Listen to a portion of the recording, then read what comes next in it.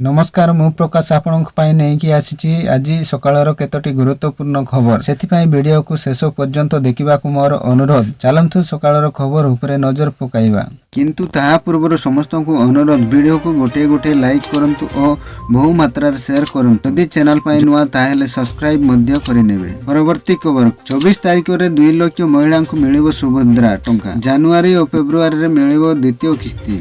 सुभद्रा टंका नहीं उपमुख्यमंत्री प्रभाती परिडा गुरुत्वपूर्ण सूचना देइचंती। डिसेंबर सुधा 1 कोटी महिला को सुभद्रा टंका मिलिबो। मुख्यमंत्री कहिचंती तृतीय पर्याय शामिल हेबे समस्त अंगनवाड़ी कर्मी।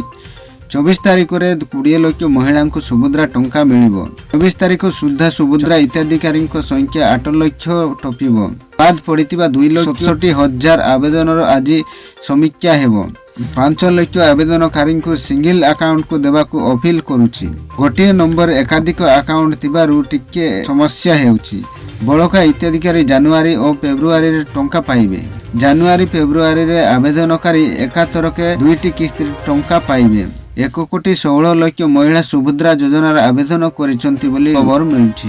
परवर्ती खबर फेब्रुआरी 18 रु आरंभ हेबो युक्त 2 परीक्षा। उच्च माध्यमिक शिक्षा परिषद द्वारा परिचालित युक्त 2 परीक्षा फेब्रुआरी 18 तारिख रु आरंभ हेबो।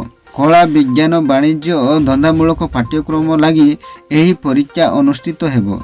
यह मार्च 27 तारिख जाए चलिबो बोली परिषद पक्षरु प्रकाश विज्ञप्ति कुआ जाइछि। 18 विज्ञान परीक्षा आरंभ हेबाकु थिबा बेले कला और वाणिज्य परीक्षा 19 रु एवं धंदामूलक परीक्षा 20 रु आरंभ हेबो। जनवरी 2 रु 12 जाए प्रैक्टिकल परीक्षा हेबो। विज्ञान परीक्षा प्रथम दिन 18 तारिख साहित्य परीक्षा हेबो। सेहीपरि 19 तारिख कला और वाणिज्य परीक्षार्थी साहित्य परीक्षा कराजिबो। प्रतिदिन परीक्षा पूर्वाह्न 10 रु परीक्षा आरंभ होई अपराह्न 1 रे शेष हेबो। उभय रेगुलार एवं एक्स रेगुलार परीक्षार्थी सेमानक पई निर्धारित तारीख अनुसार परीक्षा देबे बोली सूचना मिलिछि।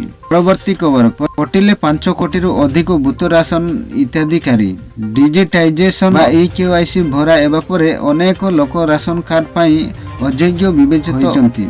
एही अभियान जरिया 5 कोटी 8 लाख भूत हिताधिकारी ठाब होइचंती। एने केंद्र सरकार सफल होइतिबा खाद्य मंत्रालय पक्षरु सूचना दिया जाइछि। साधारण बंटन व्यवस्था पीडीएस जरिया 8 कोटी 6 लाख हिताधिकारी राशन सहायता पाइचंती। जेउतिरे कोटी कोटी अयोग्य हिताधिकारी राशन उपभोक्ता होइतिबा बेले यह चिन्हित करने पाई सरकार पक्षर हिताधिकारी को राशन कार्ड रे ईकेवाईसी कराइबा पाई निर्देश दिया जाइथिला। भूत राशन कार्ड धारी को हटाइबा लागि आधार आधारित प्रमाणीकरण और इलेक्ट्रॉनिक केवाईसी लागू करा जाइथिला। एहा द्वारा जाल राशन कार्ड संख्या कम होइतिबा बेले सटीक हिताधिकारी पाखरे राशन पहुंचीबो बोली मंत्रालय पक्षर सूचना दिया जाइछि। परवर्ती खबर खूब शीघ्र राज्य रे प्रतिष्ठा हेबो महिला कोर्ट। राज्य रे महिला कोर्ट प्रतिष्ठा करिवे सरकार। एने सूचना देइचंती आईन मंत्री पृथ्वीराज हरिश्चंदन। राज्य रे दिनक दिन बलात्कार घटना वृद्धि पाइबारे लागिछि।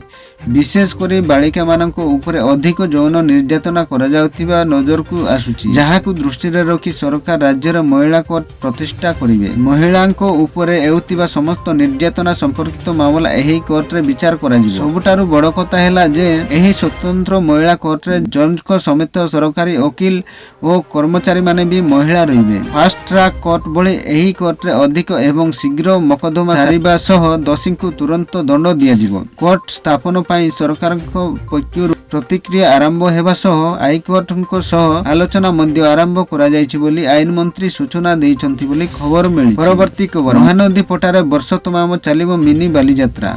एणे की महानदी पटारे वर्ष तमाम चलिबो मिनी बालीयात्रा। एने घोषणा कले नगर उन्नयन मंत्री कृष्णचंद्र पात्र। ऐतिहासिक कटक बालीयात्रा प्रति रही राज्यवासी अहेकुत आकर्षण। वर्षक थरे पड़ुतिबा एही बालीयात्रा बुलिबाकू दूर दूरांतरु लोके एठाकू आसीतांती। मात्र एबे आउ वर्ष जाक अपेक्षा करिबाकू पड़िबनी, कारण वर्ष सारा महानदी पटारे हेबो मिनी बालीयात्रा। आउ वर्षक थरे एबो पूर्ण बालीयात्रा बोली खबर मिलिछि। परवर्ती खबर अदानी को विरोध में सांघातिक अभियोग आनिले अमेरिका।